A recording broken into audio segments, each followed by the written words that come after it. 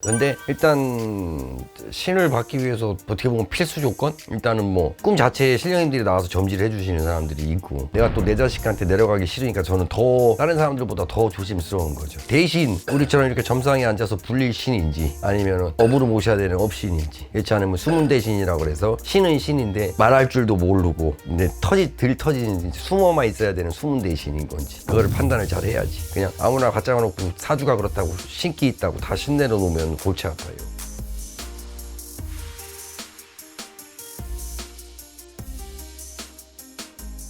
안녕하세요. 예, 안녕하세요. 사실 이번 시간 주제가 제가 댓글에서 본 것 같아요. 네. 저 진짜 신 받아야 되나요? 신을 받아야 되는지 받지 말아야 되는지 네. 알 수가 없어요. 약간 이런 질문을 제가 봤었거든요. 아, 예. 신을 받아야 되는 사람들의 필수적인 특징이 있다고 하면은 진짜 이 증상 있으면 무조건 신 받아야 된다. 이건 어쩔 수가 없다.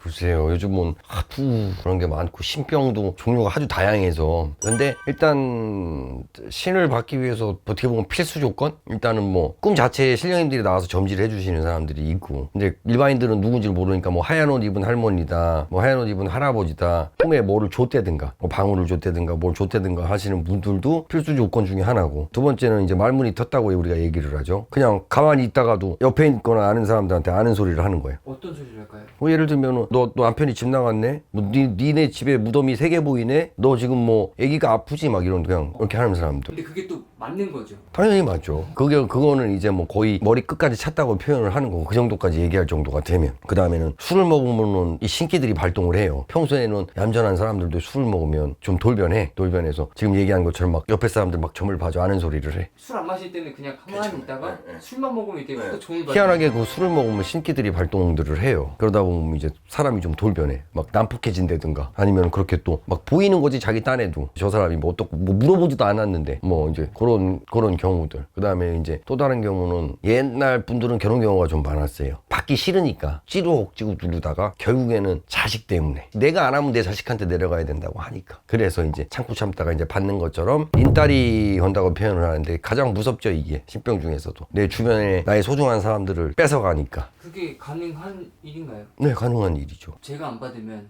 제 아들이나 딸한테 이게 대물림이 될 수가 있다. 그렇죠. 나도 대물림인데, 저희 아버님은 이제 머리를 깎 스님을 하고 계시지만 저도 이제 어쨌든 대물림이고, 그래서 저도 내가 대물림으로 받으니까, 내가 또 내 자식한테 내려가기 싫으니까 저는 더 다른 사람들보다 더 조심스러운 거죠. 그러다 보니까 내가 될 수 있으면은 나쁜 짓 안 하고 욕심 안 부리고 살아야겠다라고 생각을 하는 거. 왜냐하면 그렇게 내가 잘못하게 되면 또 내 새끼들까지 또 대물림이 될까봐 이제 그게 너무 두려운 거고요. 그러다 보니까 그랬어요. 하여튼 신 받고 그 다음에 애를 낳았으니까. 그래서 아마 저도 이 길을 20년 넘게 오지 않았나 싶어요. 애기 때문에. 사실 저는 지금 촬영하면서 몇 달 동안 뵀었는데 처음 들었던 얘기라서. 네, 이거는 뭐 어쨌든 제 개인적인 과정이고 사연이니까, 그것처럼 인따리를 걸어갈까봐 이제 무서울 때, 지금 무당 되시는 분들 다 얘기를 들어보면 사연들이 파란만장해요. 다 기구하시고 별별 사연들도 다 있고, 그런 것처럼 뭐 남편이나 부인 잡아가는 사람들도 있고, 또 자식 잡아가는 것도 있고. 그러니까 또 어떻게 보면은 내가 신을 모시는 직업이지만 신이 무섭고 원망스러울 때도 있지. 사실 이거는 선생님은 아시잖아요. 네. 그 신령님의 힘이라고 해야 될까요? 네.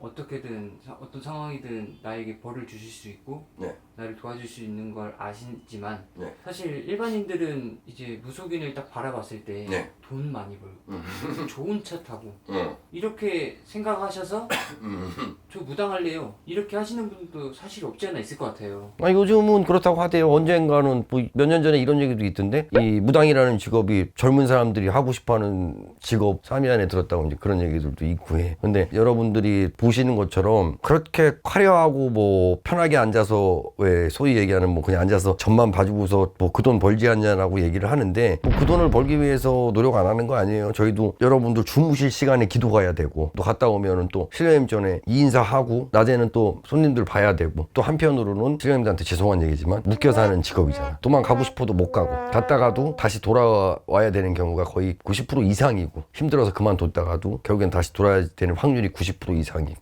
묶여 사는 직업이죠. 그래서 저는 이 신굿을 사람들한테 신가물이 지금처럼 있어도 별로 권하지는 않는데 그래도 그 정도까지 상황이 되면 차라리 빨리 하시는 게 낫다라고 얘기를 드리는 거예요. 그리고 신이 또 무서운 게 뭐냐면 한 명만 건드리질 않아. 왜냐하면은 어차피 누군가 무당 나오는 집에 형제 자매들이나 부모님의 사주를 보면 다 비슷비슷해. 그러니까 누가 해도 이상하진 않아. 근데 이제 신령님들도 만약에 예를 들어 과장님하고 나하고 형제야? 나를 건드렸는데 내가 반응이 없어. 그러면은 과장님한테 다시 가서 건드린다. 그러니까 제가 얘기한 것처럼 옛날 분들이 결국에는 자식들 때문에 내가 이 길을 가는 이유가 그거야. 나 얘가 안 한다 그러면은 자식을 건드리거든. 아 이런 거네요. 선생님도 이 형제가 있다고 하면은 이 형제 중에서 왜 하필 나일까?